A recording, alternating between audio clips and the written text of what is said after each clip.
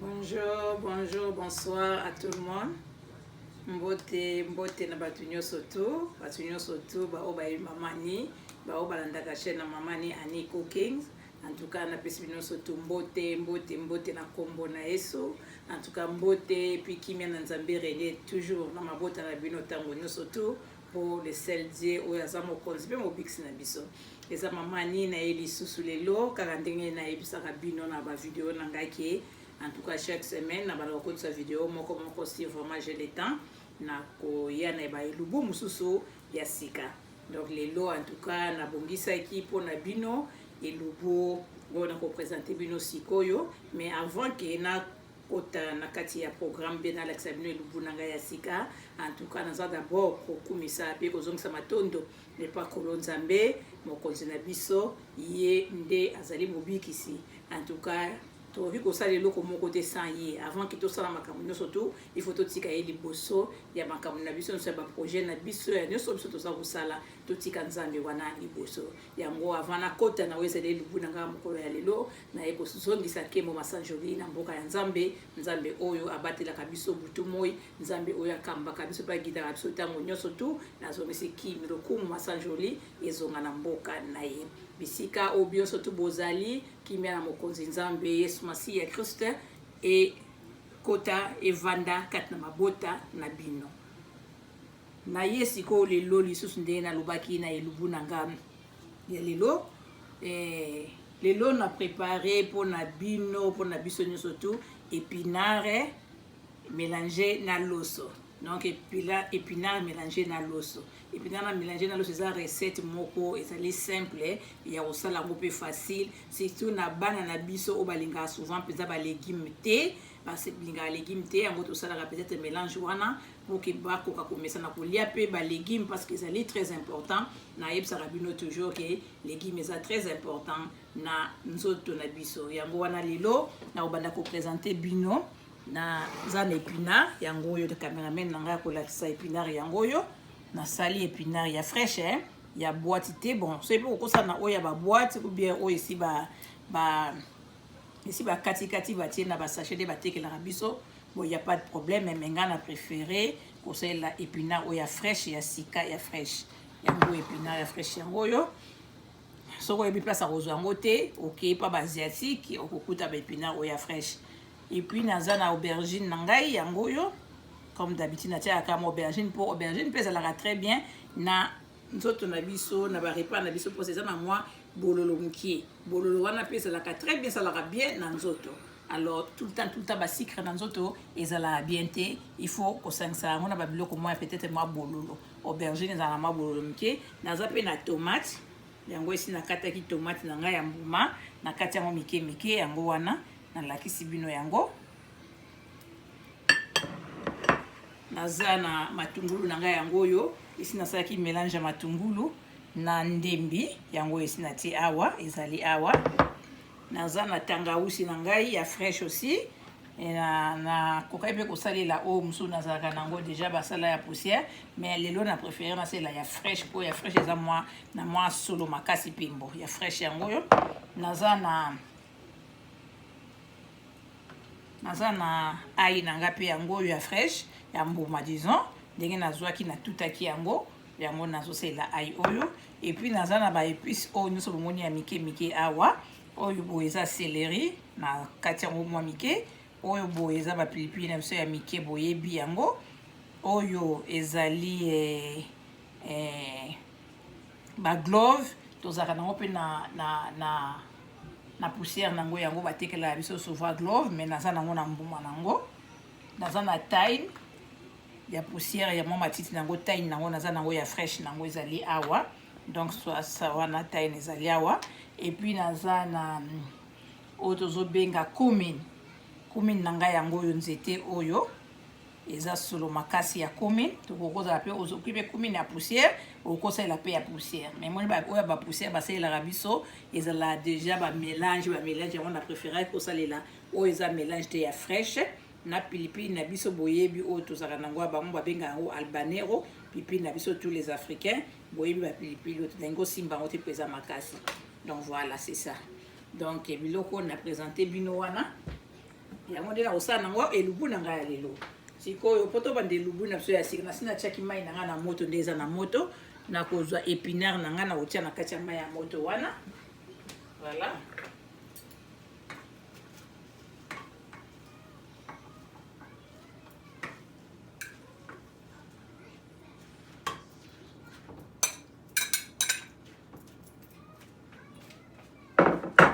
so épinard na ngai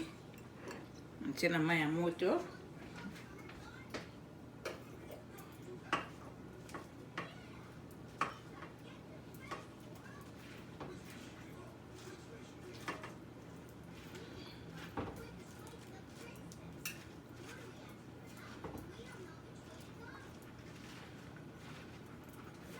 les épinards natie na mai ya moto po etuka nazwa koyima mopanzi kotoyo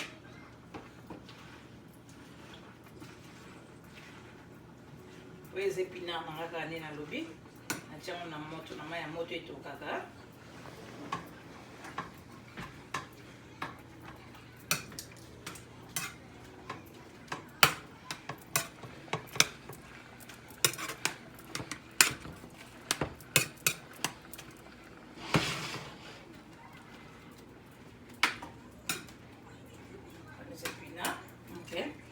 maintenant comme natie épinard na ngai na mai ya moto ezotoka maintenant nakotia mafuta na ngai na oyo natie mafuta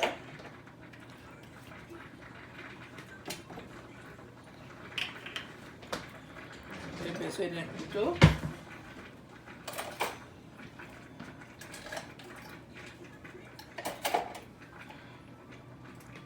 natie mafuta na ngai moke awa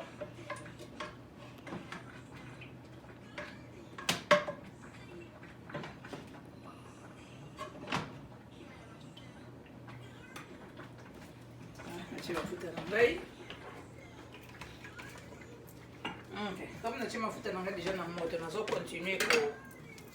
balusa kaka épinard na ngai os épinard boyebi ewumelaka nango na moto te ewumelaka na moto te nazotia kaka po elemba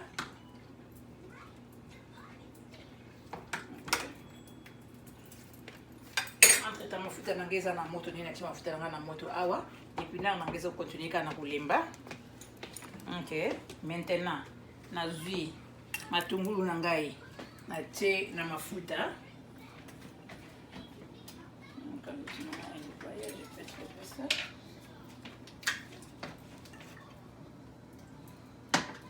ozala na mafuta na ebela moke na ebeli te entre temps nazokontinue kaka ko balusa épinard na ngai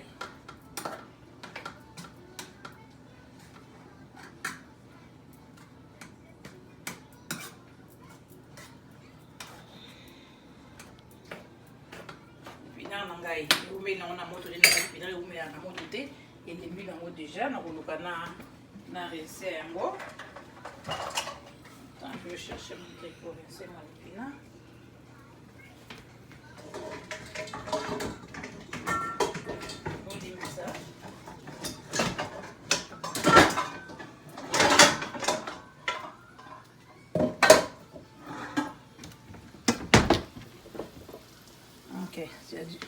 ok comme épinard na ngai esi elembi nakorince yango sikoyo comme nalobaki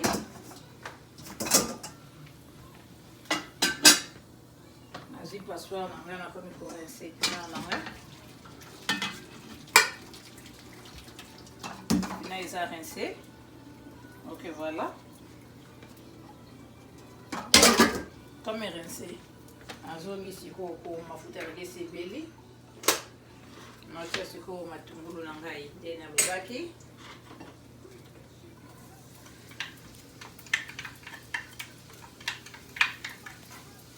matungulu na ngai natie na mafuta nakokoma kobalusa yango ti nde ekobela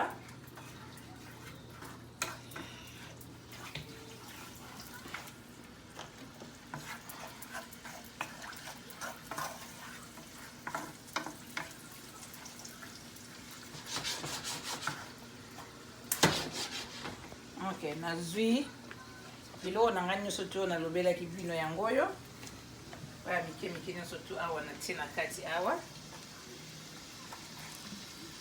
naolongola banzete oyo asuka te ya pilipili mpo ekopanza na bao baliaka pilipili te peut-être bakosupporte te donc natie yango wana nazwi céleri na ngai yango natie céleri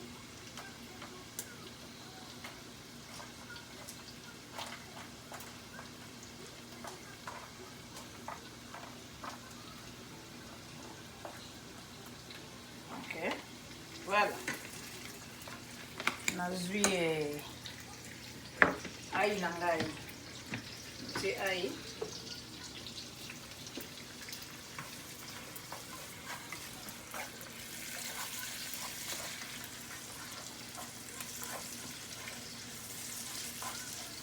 voilà natiki mwa moke nazwi tangausi na ngai no boyebi tangausi eza fraîche naza na besoin ka ya mai ya tangausi wana boyebi ka nde tosalaka nasopi yango na kati awa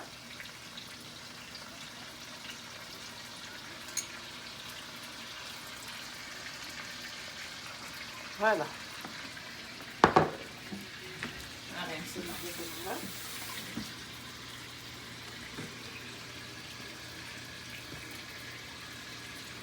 nakomi sikoyo kobalusa yango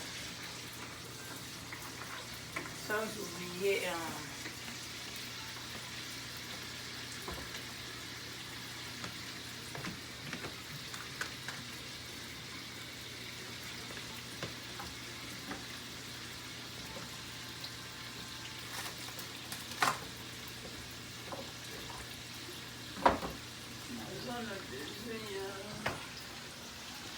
où j'ai déposé ça.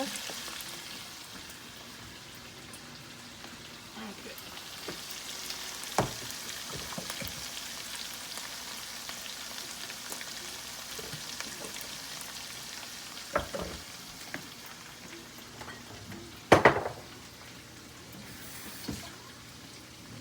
J'ai fait des lauriers. Comme pour balouka.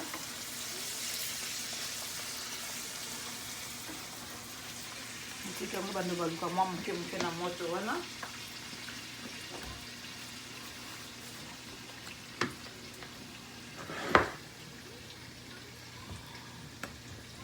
nazwi tomate na ngai natie na kati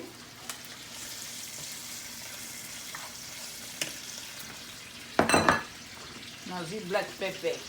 oh no black pepper oyo eza white pepper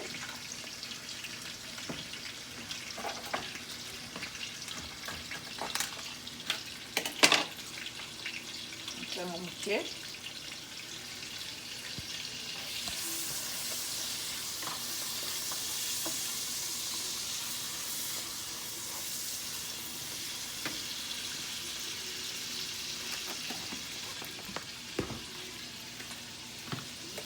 nazwi cinnamon nanga kaka moke natie cinnamon moke mpo eza deja na kati donc nazwi turmeric nde nayebisaka bino kozanga turmeric te eza très important na biloko natie turmeric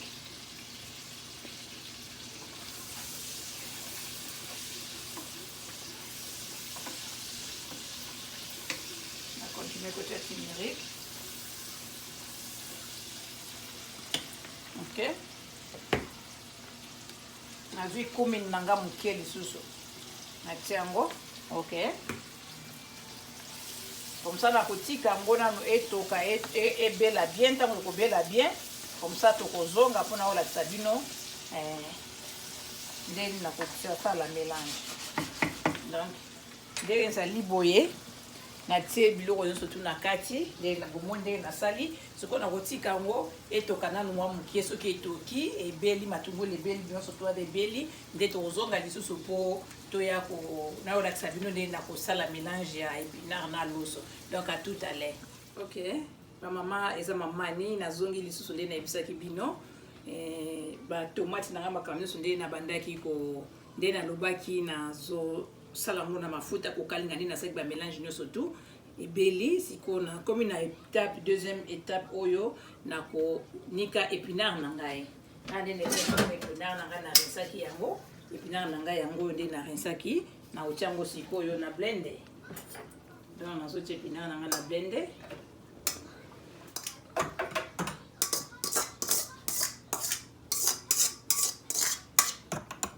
Na blender. Maintenant comme ça na chip na blender na na ba pilipili o etikalaki na ebisaki no ba pilipili o etikalaki na chip pilipili moko kuna na kati naza na ai ndambu o na tikaki comme na ebisaki bino na tia mo na kati awa. OK, maintenant nazo blend na ina ngai. OK.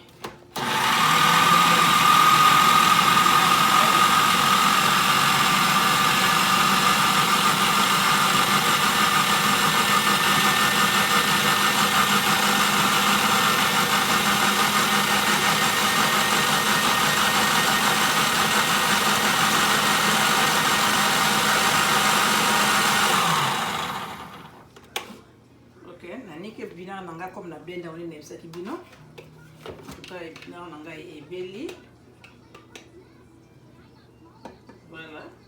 on a soit épinard na ngai na kotia ngo directement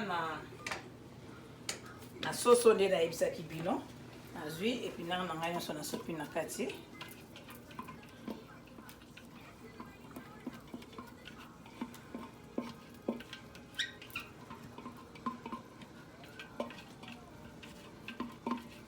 super on a kati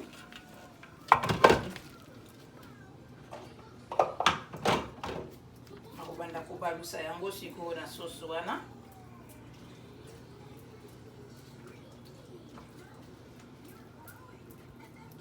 donc épinard na nga wana naosala yango mélange nde nayebisaki bino na biloko nyonso nalakisaki bino tour ya liboso naosala mélange nango natie épinard na kati na baépice nyonso nde bomonaki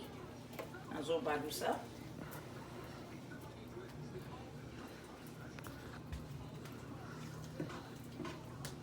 Pesa ngo temps ezo na temps ebela mukie soki ebeli comme ça na kozongela bino susu totala de tosala sikoyo mélange wana na mélange wana de na sali na loso donc na otika ngo na moto sikoyo ezo mwa temps ya kobela soki ebeli comme ça na kozonga lisusu po totala ndeni tosala mélange na loso. Donc à tout à l'heure, à bientôt.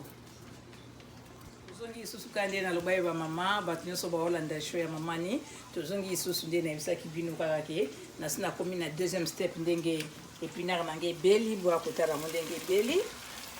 moni mélange juste na saki épinard wana yango yo ebeli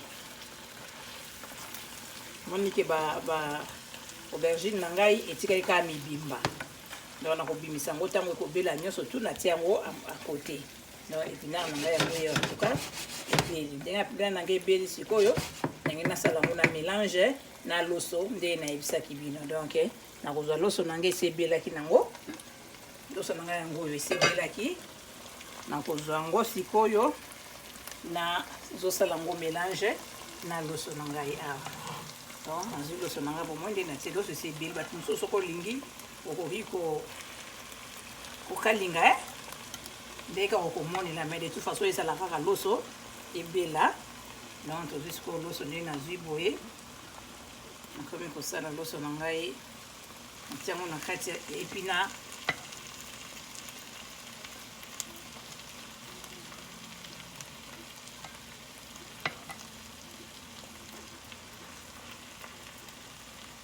faut dîner moto moto ezala mwa mokie po loso biloko wana ebela te po esi ebelaki nango so totie so moto ebele ekozika na nazoto ya loso eza likolo.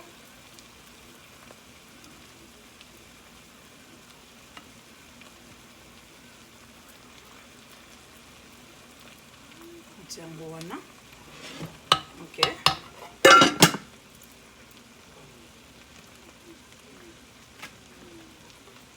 Comme d'habitude nakomi sikoyo kobalusa yango ensemble na épinard na ngai.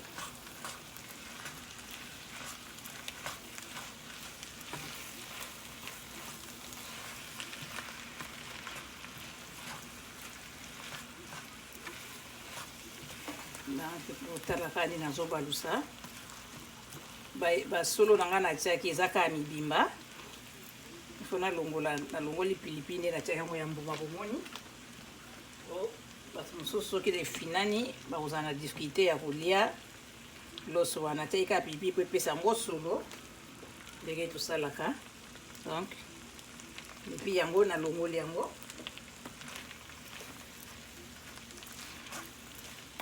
okoki kocontinue nalongoli pilipili nanga ezalaki juste kaka kopesa yango solo.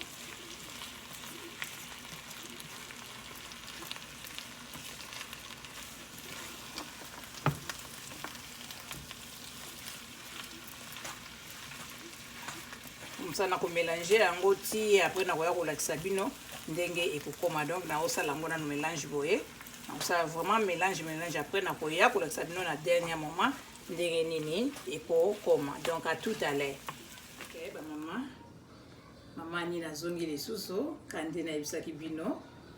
et troisième étape na tikaki biloko nyonso to etokani nyonso to loso nde nasalaki mélange ya loso na babiloko nyonso nde bomonaki siko natikaki ebela comme ça na olakisa bino ndenge en tout cas recette na ngai ebeli kama en tout cas recette na ngai yango oyo ebeli vraiment kitoko. Donc ebeli vraiment kitoko nini na sayi bomoni ba aubergine na ngai natiaki yango oyo ezaka likolo etoboki te panzani te donc nakaki mpe kolongola yango mibimba ndenge ezali boye. Donc aubergine na ngai yango oyo ebeli nango mibimba yango oyo nde natiaki yango epanzani ata mokie te. Donc yango wana